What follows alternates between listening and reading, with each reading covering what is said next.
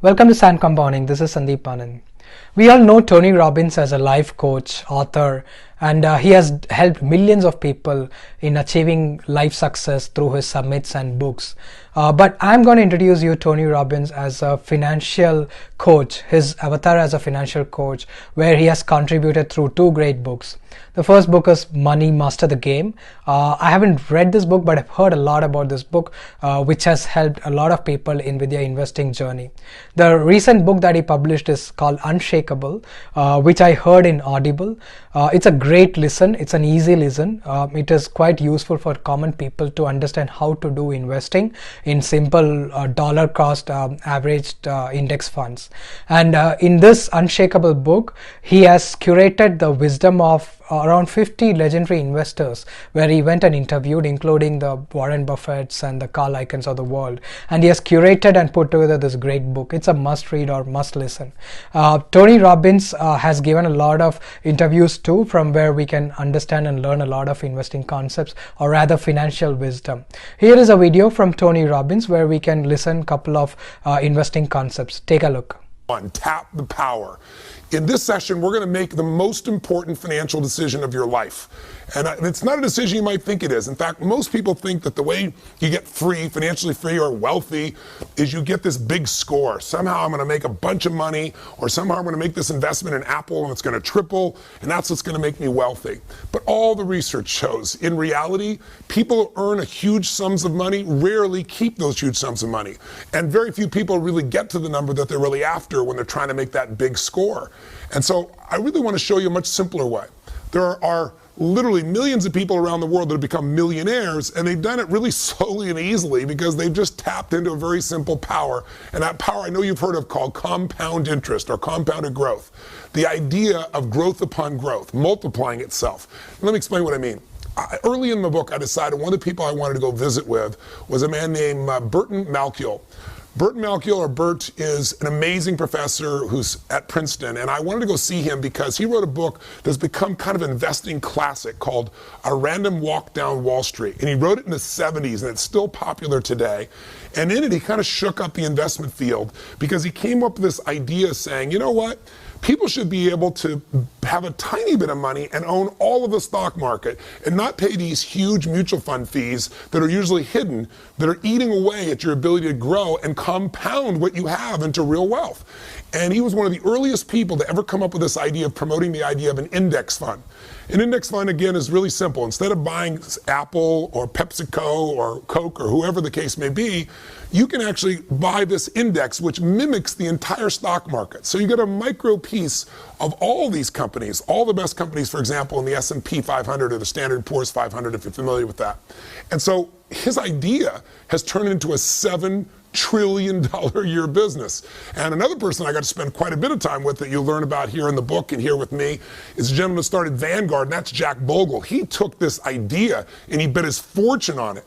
Both of these men understood something. And when I sat down with Burton Malkiel, the first thing I said was, look, I know you're a straight shooter. The guy definitely shoots from the hip. He doesn't care what people think. I said, tell me, what's the single biggest mistake that individuals make, that investors make in their life? And he said, Tony, beyond a shadow of a doubt, is they don't take full advantage of the power of compounding. He said, Einstein said it was one of the single greatest inventions of humanity. Understanding it can change everything in your life, and everybody says they understand it, he told me, but very few people tap it. He said, understanding something intellectually is not the same as doing it. If you're doing it, then you know it. If you understand intellectually, you know, like I've said before, that and $3 will almost buy a Starbucks buck of coffee. So what you really have to understand is how it works. And so I asked him, I said, Bert, what's the best way to teach it? And he went into this riff.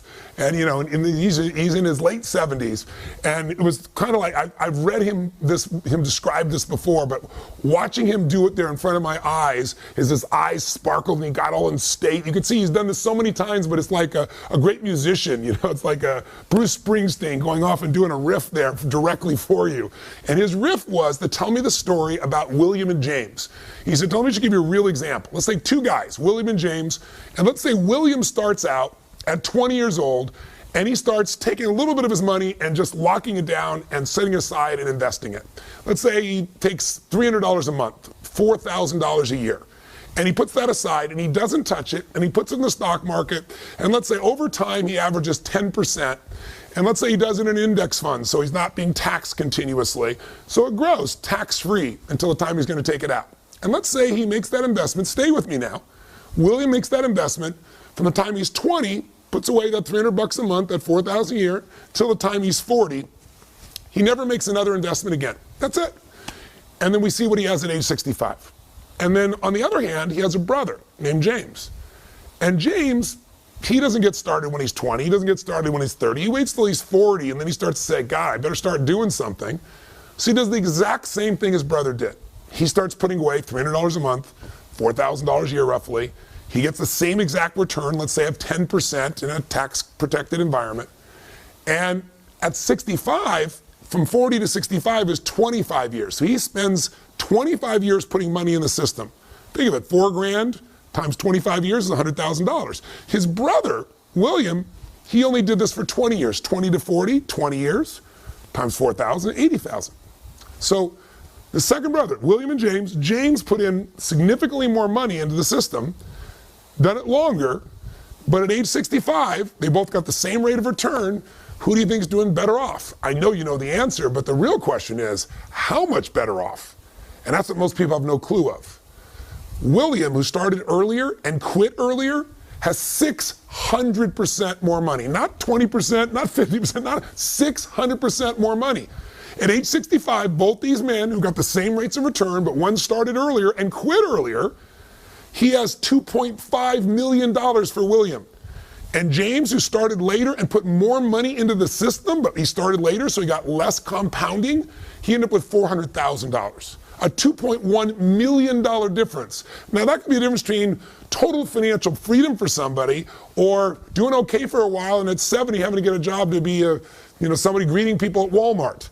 See, this understanding of compounding is how you can free yourself from this idea that somehow you've got to make this giant score, because the more you try to create that giant score, even if you get it, usually isn't kept. Now, how can I say that? Because I've been in this business working with people, some of the greatest entertainers, actors, musicians, sports stars, government officials who go off and make money afterwards. And I can tell you one thing, rarely do they keep it because they've never understood how to really tap into this power. And I'll give you one more example because Bert gave it to me at the time. He said Ben Franklin, when he was living alive, there were two cities that were kind of like sister cities for him. And it was Philadelphia and Boston.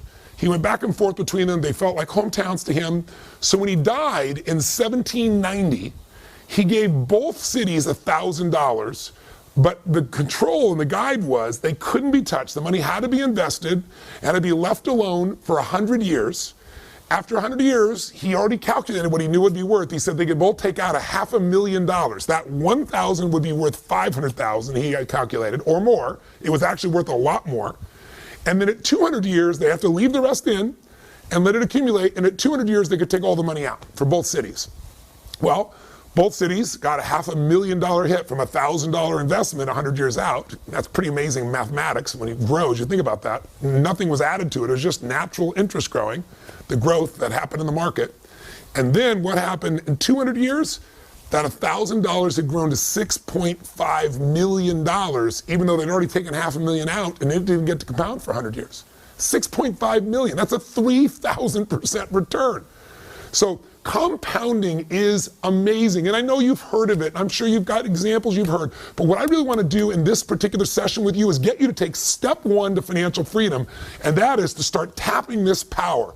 And the way you're going to tap this power is give up the illusion that you're going to get this home run. I'll help you with a home run. We'll use a metaphor. How about Curt Schilling, Boston Red Sox? If you're a sports fan, you know about this man because he went to 2 World Series. Brilliant man. He made $100 million in income. $100 million.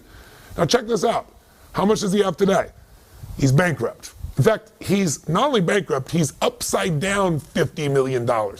How's that possible? Because when people make huge sums of money, no matter how much money we make, have you ever noticed that we seem to find a way to spend it? And you say, that's impossible. But when you make that much money, you buy yourself a business or you buy an island, and guess what? You can be upside down so quick it makes your head spin. How about if you're old enough, maybe you remember LA Confidential and the woman who won the Academy Award for that, Kim Basinger. Or maybe if you've really been around a while, you remember 9.5 Weeks. She was the highest paid actress of her day. She was getting $10 million a movie at a time when no one ever dreamed of those kinds of numbers. But guess what? Today, she went through bankruptcy.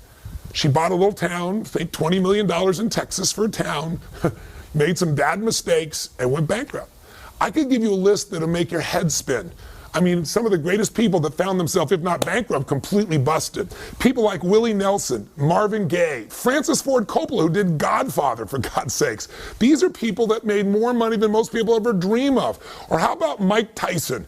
Mike Tyson made $500 million in prize money. He actually earned $500 million and then went bankrupt. In fact, he was upside down $27 million. Michael Jackson reportedly had a contract for almost $1 billion, and he couldn't make the payments on his ranch, the Neverlands Ranch, of $25 million.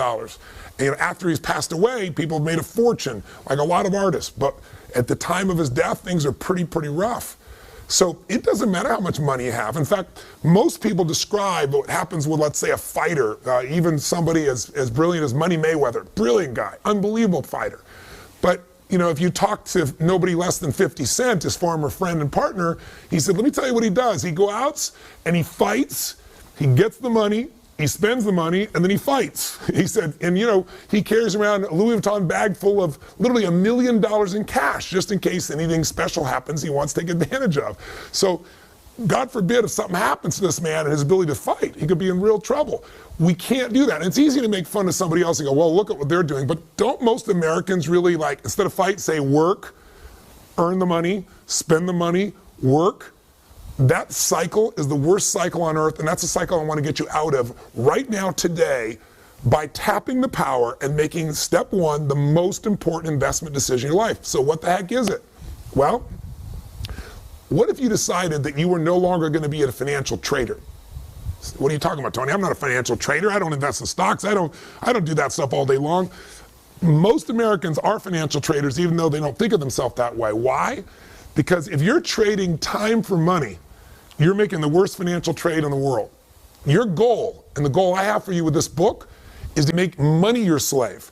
You want money to work for you, so you don't have to. Until that happens, you'll always have some level of uncertainty or fear or stress or insecurity, because there's only so many things that can happen that mess up your income flow, and you're in trouble.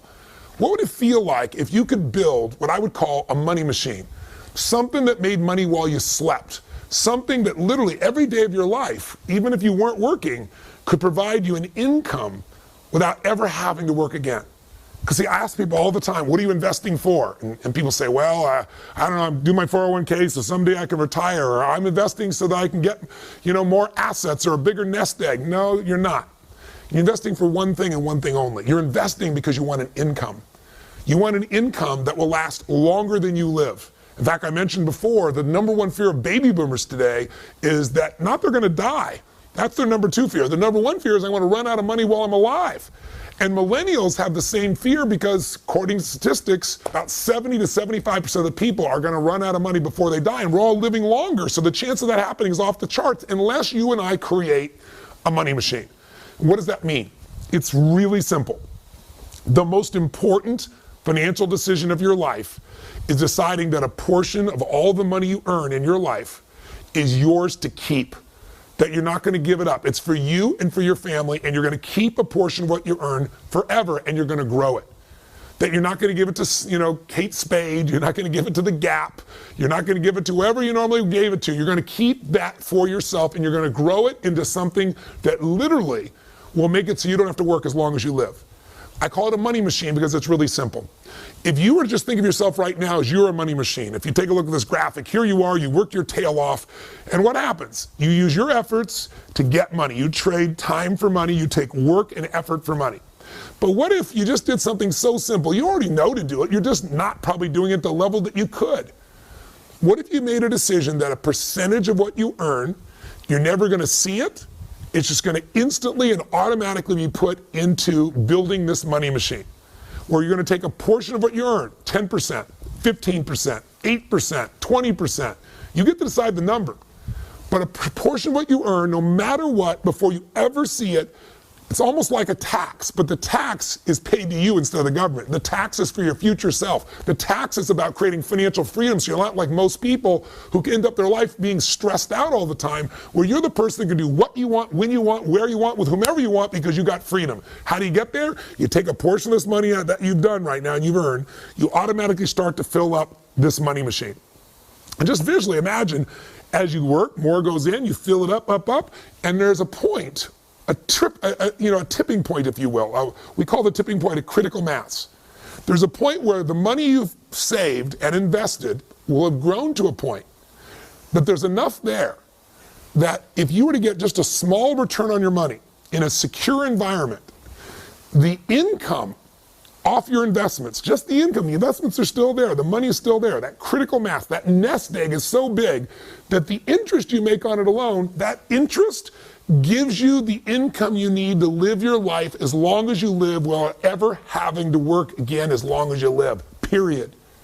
Now, I have that privilege, and I'm fortunate to have helped a lot of people establish that who thought it would never happen, because they don't understand that when you take that little piece aside, you're not just putting in this money machine.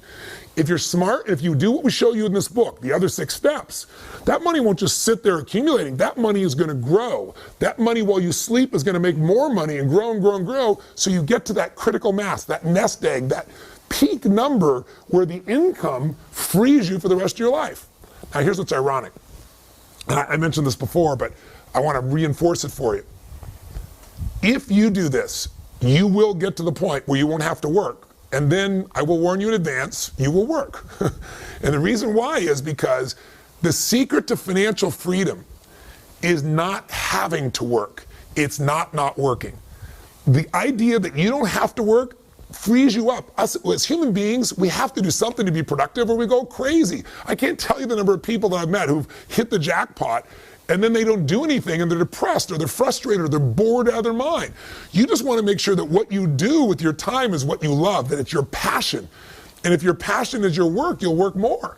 In fact, it used to be that the game, remember, was get rich and retire at 40. And now the game is get rich and retire at 80 or 75 or 85. Like I've told you, my friend Steve Wynn, 72 years old, still going there. Warren Buffett, 84 years old. I mean, you can go to person after person after person. The people who make the most money, people who make more than $750,000 a year, the vast majority say they'll never retire, or if they retire, it'll be in their late 70s. That's because the game is different. But I'm going to tell you something. When you don't have to work, you don't have to, you walk different. You talk different. You feel different. You go, Tony, well, that sounds like a pipe dream to me. That's because you don't understand compounding. Because you're looking for that big score that hopefully someday you're going to get, when really, truly, if you were William and not James, and you took a little bit of money and set it aside, and you just let that grow through time, you can have millions of dollars for yourself. And I'm going to show you how to make sure